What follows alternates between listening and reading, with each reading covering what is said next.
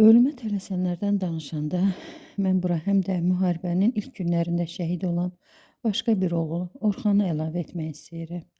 Orxan da müharibənin ilk günlərində şəhid olub.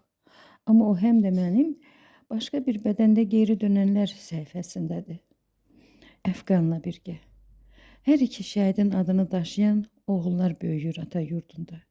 Balaca Əfqanın əmisinin adını vüqarla daşıyacağını əminik. Biz Əfqangildə yalnız məzarlıqda olduq. Ona görə də ailə ilə söhbət edə bilmədik. Amma balaca Dəcəl Əfqanı yaxşı tanıdıq. Balaca Orxan haqqında isə ayrıca danışmaq istəyirəm. Daha doğrusu, balaca Orxanın anası haqqında.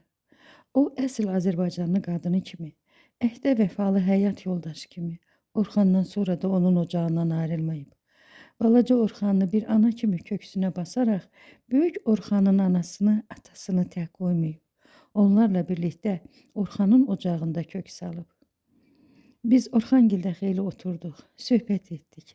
Anası süfrəyə öz bağlarından dərdiyi sərin meyvələr qoydu.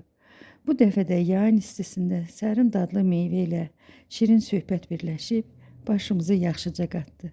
Lentə çox şey ala bilmədik. Səbri təsəllini verən durdu. Yerləri cənnətdir inşallah ki. Allah hamımızın gedəsi yoldur. Allah sizi cənnətdə qovuşdursun. Şəhid analar ki, bu qədər əziyyət çəkir. Atalar onun kimi elə ana deyirik. Valla ana gözünün yaşını güc verir, ata ürəyinə tükür.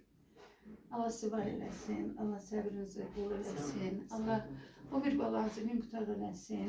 Allah o gəlinin üzünü ağ eləsin. O bala ilə onu siz o qədər sevindirsin ki, nə deyim.